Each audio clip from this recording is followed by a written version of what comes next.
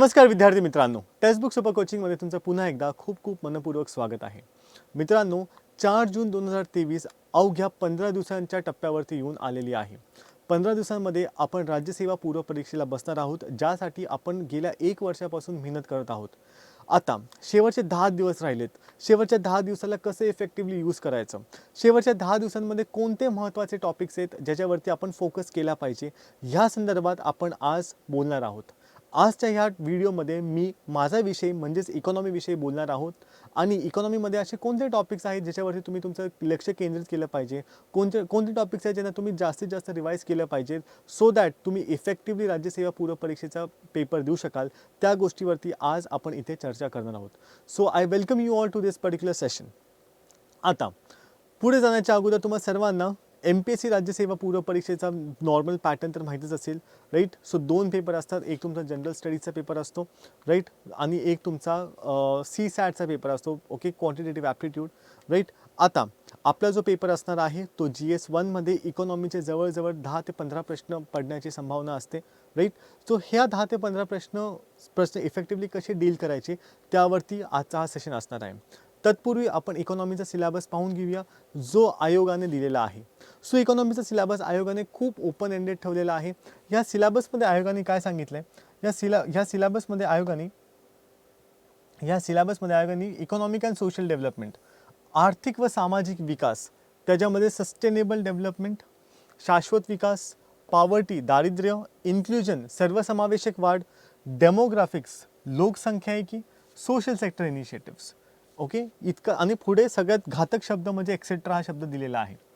आता ह्यावरती आपण नक्की शेवटच्या 10 दिवसांमध्ये कोणते टॉपिक्स आहेत जे आपण रिवाइज केले पाहिजेत, कोणते असे टॉपिक्स आहेत ज्याच्यावरती आपण सगळ्यात जास्त लक्ष केंद्रित केलं पाहिजे, ते टॉपिक्स ह्या व्हिडिओमध्ये मी तुम्हाला सांगणार आहे. शॉर्ट व्हिडिओ ठेवूया, अगदी 10 मिनिटाच्या आतमध्ये मी तुम्हाला सगळे टॉपिक्स सांगणार आहे आणि ते टॉपिक्स का महत्त्वाचे आहेत हे देखील मी तुम्हाला समजून सांगणार आहे. ओके. सो हा सिलेबस आहे, हा सिलेबस सगळ्यांनाच माहिती आहे, परंतु आता कोणत्या टॉपिक्सवरती आपण फोकस केला पाहिजेत ते टॉपिक्स मी तुमच्यासाठी इथे घेऊन आलेलो आहे. जवळजवळ 9 टॉपिक्स आहेत, शेवटचे 2 दिसत नसतील त्या टिकरमुळे, पण तरीसुद्धा मी तिथे तुम्हाला लिहून देईल. ओके. तर सगळ्यात अगोदरचा टॉपिक, आता हे टॉपिक्स मी कशावरून काढलेले आहेत, हे टॉपिक्स प्रिव्हियस इयर क्वेश्चन पेपर्सच्या ॲनालिसिसवरतीच निघालेले आहेत. जे काय प्रिव्हियस तुम्ही 2013 पासून ते 2022 पर्यंतचे पेपर्स पहा, त्यामध्ये ज्या टॉपिक्सवरती सातत्याने प्रश्न विचारले गेलेले आहेत त्या टॉपिक्सच आपण इथे शॉर्टलिस्ट केलेले आहेत आणि ते टॉपिक्स अतिशय महत्त्वाचे आहेत. सो पहिला टॉपिक आहे दारिद्र्य आणि बेरोजगारी, त्यातल्या त्यात दारिद्र्य हा सगळ्यात महत्त्वाचा टॉपिक आहे. ओके. आता दारिद्र्य ह्या टॉपिकवरती कशा प्रकारचे प्रश्न विचारले जातात. फर्स्ट ऑफ ऑल ह्या टॉपिकवरती तुम्हाला ॲनालिटिकल प्रश्न विचारले जातात. ओके. आता ॲनालिटिकल प्रश्न म्हणजे कोणते, तर ॲनालिटिकल प्रश्न म्हणजे आयोग तुम्हाला विचारेल की खालीलपैकी कोणते घटक गरिबीसाठी जबाबदार आहेत, नाही, खालीलपैकी कोणत्यामुळे गरिबी होतेच. ओके. हे सगळे प्रश्न तुम्हाला इकडे पाहायला मिळतील. ओके. सो दारिद्र्यावरती हा एक प्रकारचा प्रश्न विचारला जातो विच इज ॲनालिटिकल, जिथे तुम्हाला ज्या प्रश्नाचं उत्तर कुठेही घोकंपट्टी देऊन तुम्हाला करता येणार नाही, तुम्हाला ऑन द स्पॉट प्रत्येक ऑप्शनला ॲनालाइज करावं लागेल की ह्या ऑप्शनमुळे गरिबी होते का नाही होत, दारिद्र्य होतं नाही होत, त्या टाईपचे प्रश्न. दुसरे प्रश्न ह्याच्यामध्ये तुम्हाला जे विचारले जातात दॅट इज स्टॅटिक प्रश्न म्हणजे उदाहरणार्थ फॉर एक्झाम्पल दारिद्र्यावरती तुम्हाला प्रश्न विचारले जातील की टोटल पॉवर्टी गॅप काय आहे, किंवा हेड काउंट रेशो म्हणजे नक्की काय असतं. ओके. ह्यावरती तुम्हाला प्रश्न विचारले जातात. हे 2 जे आहेत, head count ratio, total poverty gap, ह्याच्यावरती थोडंसं तुम्ही फोकस करा, ह्यावरती तुम्हाला क्वेश्चन्स विचारले जातील. हे स्टॅटिक क्वेश्चन झाले. ह्याच्याबरोबरच जे पॉवर्टी कमिशन्स होते, मग ते PD ओझा समिती असो, ओके, दांडेकर आणि रथ समिती असो, लकडावाला समिती असो, तेंडुलकर समिती असो, रंगराजन समिती असो, ह्या 5ही समित्या तुम्हाला इत्यंभूत माहिती पाहिजेत. फ्रॉम टॉप टू बॉटम तुम्हाला ह्या समित्या माहिती पाहिजेत की या समित्यांचं रेकमेंडेशन्स काय होते. फॉर एक्झाम्पल जर मी तुम्हाला असं विचारलं की खालील विधाने विचारात घ्या, ह्या समितीने पोषणाच्या आधारावरती दारिद्र्य रेषा ठरवली, ह्या समितीने पहिल्यांदा हा दृष्टिकोन स्वीकारला की पोषणाव्यतिरिक्त पोषणाव्यतिरिक्त आरोग्य आणि शिक्षणावरचा खर्च देखील आपण ग्राह्य धरला पाहिजे. ही समिती 2009 साली या समितीने आपला अहवाल प्रस्तुत केला. वरीलपैकी कोणते विधाने एस डी तेंडुलकर समितीच्या संदर्भात खरी आहेत? एक, फक्त एक आणि दोन, फक्त दोन, फक्त एक, दोन आणि तीन, असे काही ऑप्शन्स येऊ शकतात. राईट. सो ह्या प्रकारचे प्रश्न तुम्हाला या समितीवरती विचारले जाणार आहेत. त्यातल्या त्यात ह्या वर्षीसाठी तुम्हाला, जसे मी तुम्हाला परत नावं घेऊन सांगतो, पी डी ओझा समिती, दांडेकर आणि रथ कमिटी, वाय के अलग समिती, लकडावाला समिती, तेंडुलकर समिती आणि रंगराजन समिती, ह्या 6 समित्या तर तुम्हाला माहितीच पाहिजेत. त्यातल्या त्यात वाय के अलग समितीवरती थोडंसं लक्ष केंद्रित करा, कारण की ह्या समितीवरती ह्यावर्षी प्रश्न विचारले जाण्याची संभावना मला वाटते जास्त आहे ती. ओके. परंतु तरीसुद्धा ह्या 6 ज्या समित्या आहेत दारिद्र्यावरती, हे विचारून हे तुम्ही परत एकदा रिवाईज करा, कारण की ह्यावरती तुम्हाला 1 ते 2 प्रश्न पडणार आहेत ह्या वर्षीच्या पेपरमध्ये. ओके. सो हा होता पहिला टॉपिक. आणि ह्या पहिल्या टॉपिकमधून सुद्धा कोणत्या गोष्टीवरती तुम्हाला फोकस करायचा आहे ते मी तुम्हाला सांगितलेलं आहे. कोणकोणत्या त्या गोष्टी आहेत? 6च्या 6 समित्या, त्याचबरोबर हे जे स्टॅटिक टॉपिक्स आहेत, total poverty gap, head count ratio, okay. परत तुम्हाला ॲब्सोल्यूट पॉवर्टी, सापेक्ष निरपेक्ष दारिद्र्य, ह्याचे एकदा डेफिनेशन पाहून घ्या, काय असतं ते. ह्या टॉपिक्सला तुम्ही रिवाईज करू शकता, कारण की हे तुम्ही त्या वाचण्यातले टॉपिक्स आहेत आणि ॲनालिटिकल प्रश्न तुम्ही ऑन द स्पॉट सॉल्व करणार आहात. त्यासाठी एकदा प्रिव्हियस इयर क्वेश्चन्स पहा की ॲनालिटिकल प्रश्न कसे विचारले गेलेत, आणि तुम्हाला त्याची एक आयडिया येऊन जाईल. ठीक आहे. सो हा होता पहिला टॉपिक. दुसरा टॉपिक आहे पंचवार्षिक योजना. पंचवार्षिक योजनेवरती 1 ते 2 प्रश्न हमखास विचारले जाणार आहेत. ओके. आता मला माहिती आहे की 12च्या 12 पंचवार्षिक योजना इत्यंभूत लक्षात ठेवणे हे अवघड आहे.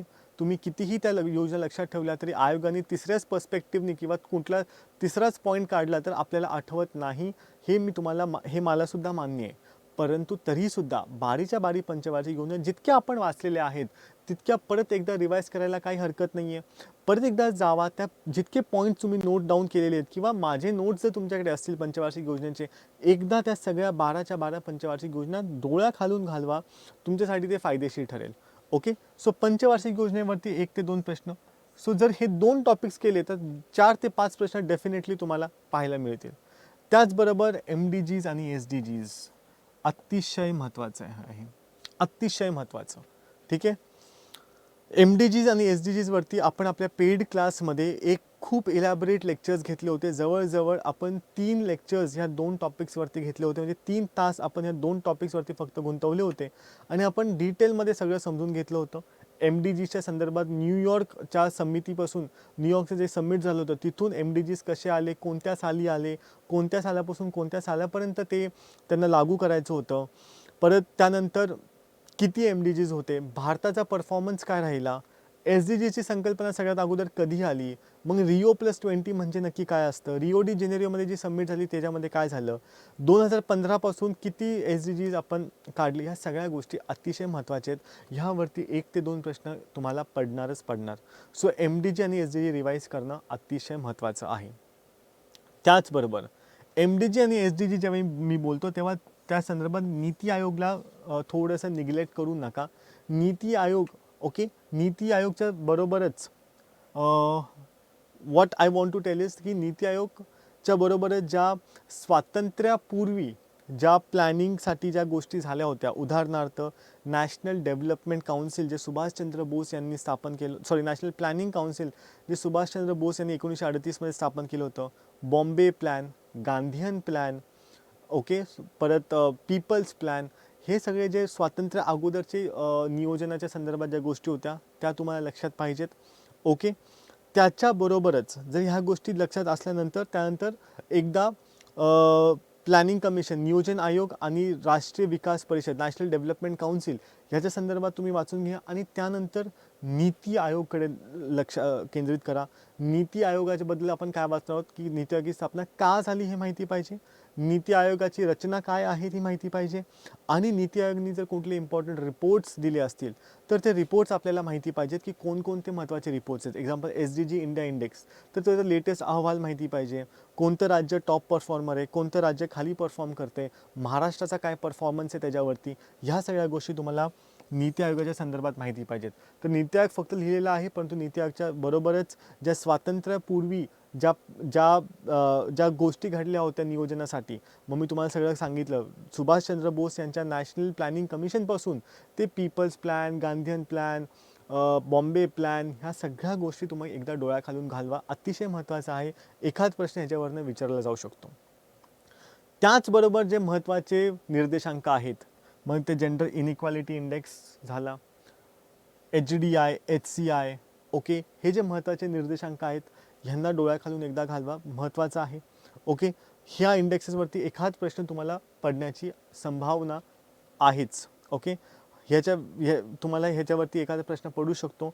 त्याचबरोबर ज्या महत्त्वाच्या स्कीम्स आहेत, आता ह्या स्कीम्स कशा वाचाव्यात, तर ज्या स्कीम्स ह्या वर्षीच्या बजेटमध्ये आल्या असतील, ओके, बजेटमध्ये ज्यांचा उल्लेख आहे, फॉर एक्झाम्पल बजेटमध्ये ह्या वर्षीच्या बजेटमध्ये पोषण 2.0चं हे आहे. ह्या वर्षीच्या बजेटमध्ये प्रधानमंत्री कौशल विकास योजनेबद्दल बोललं गेलेलं आहे. ह्या वर्षीच्या बजेटमध्ये एकलव्य शाळांबद्दल बोललं गेलेलं आहे. तर ह्या सगळ्या ज्या स्कीम्स आहेत, ओके, ह्या डोळ्याखालून घाला. स्वमित्वा स्कीमसारखी स्कीम जास्ती न्यूजमध्ये आहे. PM किसान योजना तर असते.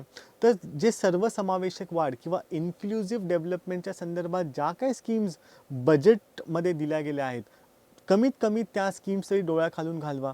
ओके, त्या स्कीम्स अतिशय महत्त्वाच्या आहेत. त्या स्कीम्स एकदा डोळ्याखालून घालवा, खूप महत्त्वाच्या आहेत त्या. ओके, सो जसं मी तुम्हाला इथं उदाहरण दिलं, किसान क्रेडिट कार्ड, उज्ज्वला योजना, PM किसान, ओके, त्याच्याबरोबरच PM स्वमित्वा स्कीम, त्याच्याबरोबरच तुम्हाला कौशल विकास योजना, ओके, त्याचबरोबर सगळ्यात महत्त्वाचं नॅशनल फूड सिक्युरिटी ॲक्ट, राष्ट्रीय अन्न सुरक्षा कायदा 2013, ह्या कायद्याला सुद्धा डोळ्याखालून एकदा घालवा. ओके, हा कायदा अतिशय महत्त्वाचा आहे.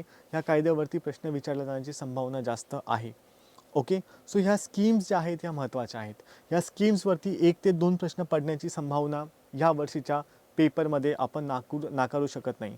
त्याचबरोबर लोकसंख्या हा टॉपिक खूप महत्त्वाचा आहे.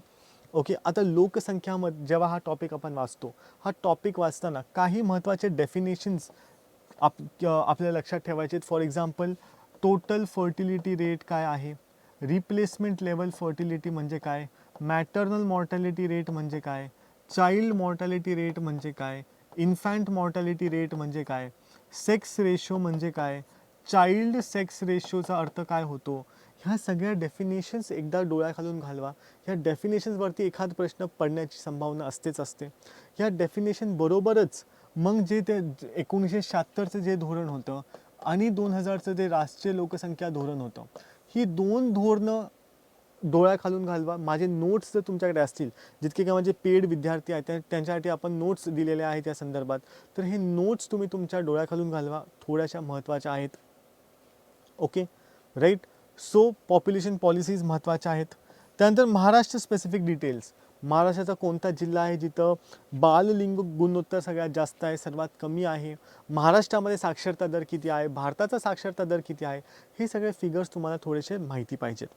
हे जे पहिले 7 टॉपिक्स तुम्हाला तुमच्या स्क्रीनवरती दिसलेले आहेत, मेजॉरिटी ऑफ द क्वेश्चन्स तुम्हाला ह्या टॉपिक्समधून पाहायला मिळणार आहेत. पण तो ह्या टॉपिक्सच्या व्यतिरिक्त जो एक टॉपिक आहे, आता मी जरा स्क्रीन इरेज करतो.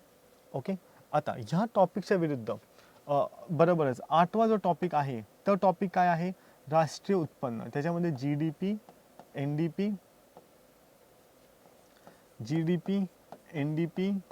GNP, NNP, ग्रीन GDP, हे एकदा डेफिनेशन्स तुम्ही वाचून घ्या. ओके, हे डेफिनेशन एकदा डोळ्याखालून घालवा की नक्की GDP म्हणजे काय, GNP म्हणजे काय, GDP, NDP, ह्या सगळ्या गोष्टी तुम्ही तुमच्या डोळ्याखालून घालून घ्या. ह्याचबरोबर मित्रांनो, इन्फ्लेशन हा टॉपिक एकदा रिवाईज करा.